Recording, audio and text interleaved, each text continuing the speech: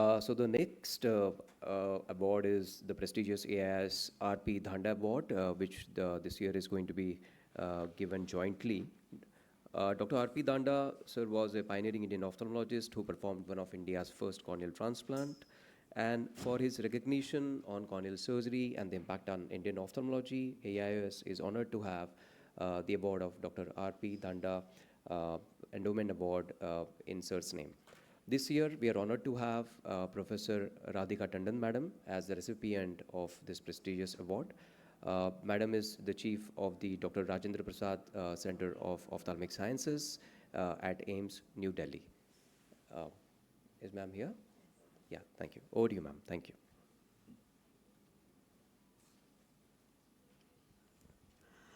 Thank you so much. I'm very grateful to AIOS for conferring this award on me. It's a big honor and privilege for me to speak on the next. Do I go to the other one?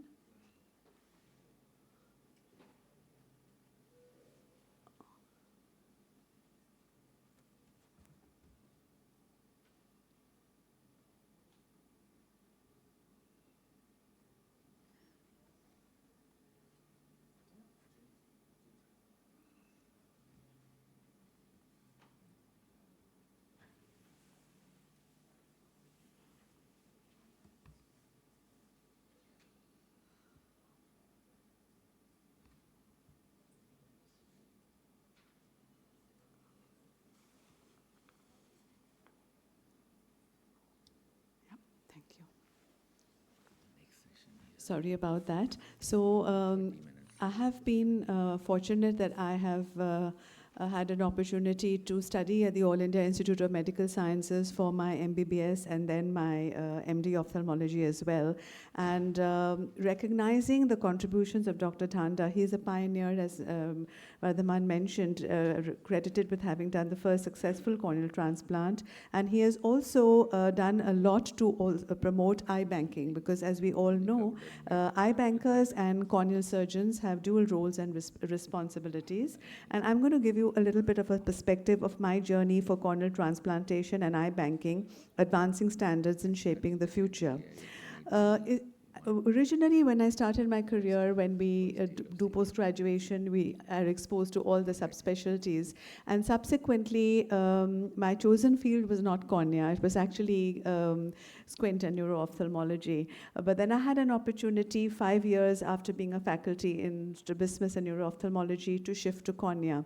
So that was serendipity in a way, because both the specialties are excellent, and I enjoy ophthalmology per se. I enjoy everything I do in taking care of patients with eye diseases. And the thing which changed my life when I went into cornea is that it was another rejuvenation, and there is a lot of work to be done in this field. So I just took it as a challenge, and I set off in learning. And at that stage, when you're already a faculty, and my first transplant actually was on the day that the RP Center was having its exam dinner. So we have the 3-day MD ophthalmology exam, and on the second, the pre-ultimate day, there's a dinner for the candidates along with the external examiners, and that's attended by everybody. But generally, that was still the time when keratoplasty was done at night. We used to use MK medium, but because the day was so busy with doing routine surgeries, keratoplasty was done at night. And so I had to leave that dinner, and I had a senior resident, Dr. Keshav, who was assisting me for the first case. So that was how I started with keratoplasty, apart from, of course, whatever exposure one had as a resident and during one's training and so on. So over the years, I found that we're always chasing the number, that we have to do so many transplants, we need so many corneas, and over the last decade or so, we need to think in terms of actual reality, where are we? And it just by increasing the amount of corneal donations is not going to work. We have to have a concept of miracle by dream. So the goal has to be eradication of corneal blindness. And there are lots of things which many eye banks and corneal transplant centers have undertaken: digitization, re-energizing, education, advocacy, and multitasking. Now, education and advocacy is one aspect that the Eye Bank Association of India, when I was in the executive, we felt that corneal surgeons and ophthalmologists have a lot of platforms where they can share new best practices, share their information, and improve their skills. But the people actually working in the eye bank, they do rely on their local faculty and their corneal medical director to upgrade their knowledge. But there is a different feeling when you come across people across different states, different levels of eye bank standards and of your peers. So therefore, the EBAI started the concept of the CME, and then later it became an annual conference. So this is one example: education, advocacy, and multitasking. And multitasking is something which has helped again increase efficiency.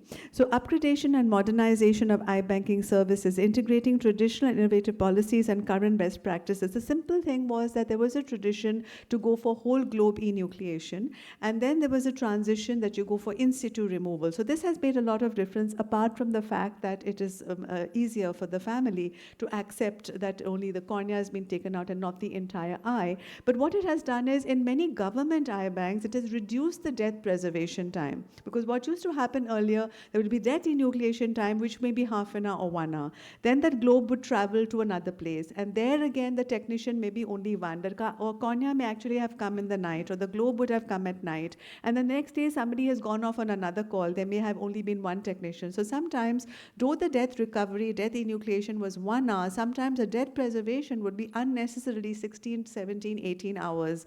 So this was how, but there was a lot of resistance initially when I said that we shift to this. In my setup, of course, it has already been done in many eye banks, other places as well. So then we had to look at, generating the data showing that there was no infection and so on. And the other area that was underserved was post-mortem cases, because post-mortem cases, the family is more tuned to the concept that the body is going to have a procedure done on it, and they are more amenable to eye donation. Plus, you have a lot of young people who are dying from road accidents. Unfortunate, it is true that they're dying at this young age.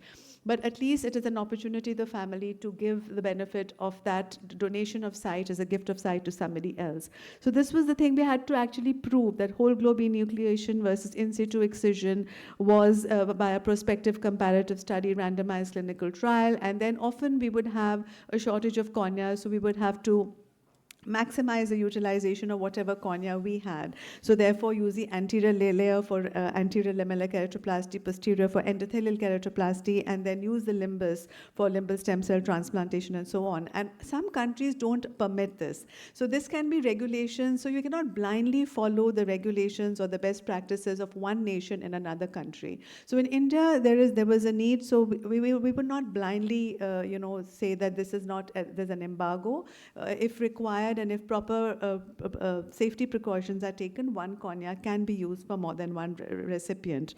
And the other point was a study of death to preservation time. Often in post-mortem cases, there is a delay in the time that you can actually recover the cornea because of the logistics involved. Particularly the hindrance comes from the police, because we require the consent of the family, the forensic team, as well as the police, and sometimes there is a delay. So here again, I feel legislation in India, the rules can be modified. Legislation is very difficult to change, but the rules can be modified that by phone consent or a WhatsApp consent by the police team for this procedure can shorten it. But in any case, whatever we have, we work with. So we found that if the body is refrigerated within 6 hours, the cornea can still remain healthy and the cornea can be successfully transplanted, even if it is 16 or 17 hours outside that window.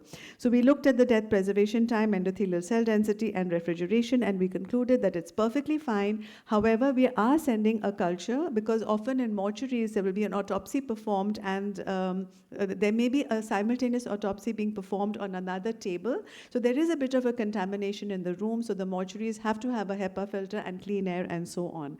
So that was one aspect. And looking at another aspect, taking this into the community, because this is what we feel in the hospital, but what happens when we go into the community? The idea was that, is it possible?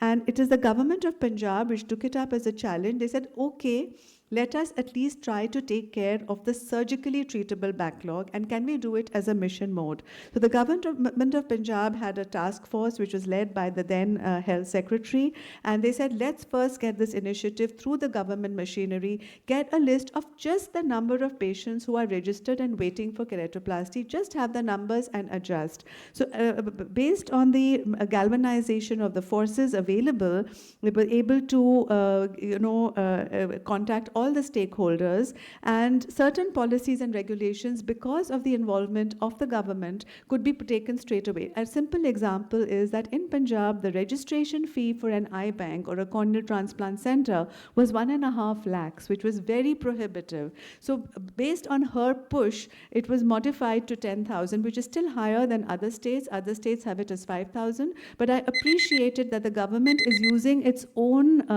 concept as to what's good for its state. So therefore, the rules were amended. So if there is a good policy and advocacy, things can change within the framework. So I feel, and Dr. Rao will agree with me, there are a lot of weaknesses in our TOTA law. It may not be easy to change the law straight away, but we can immediately change the rules if we're able to advocate for it. So then capacity building was done, identification of cases and monitoring, looking at the waiting list, and periodic high-level meetings. And at the end of 1 year, they were able to show that all bilateral cases were operated.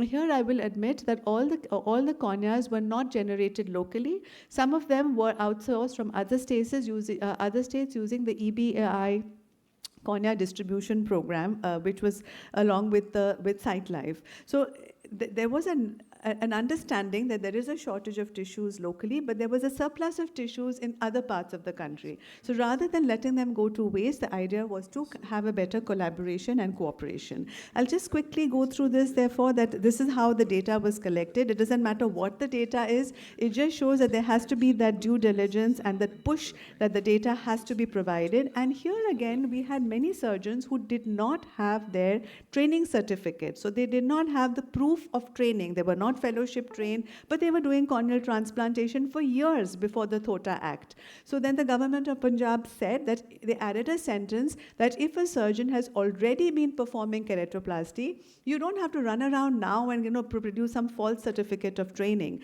If you've already been doing keratoplasty for so many years, you can be recognized as a corneal transplant surgeon. And this is how the images were shared about. So these are all surgeons who have not had any fellowship training in cornea. They had just been trained over the years, and they are confidently able to perform keratoplasty. So I'll stop here because this is a very long journey of mine, and I won't be able to cover everything. But in a nutshell, I've tried to share that there's a lot that can be done, and we require push from all stakeholders. Thank you. Thank you so much, ma'am.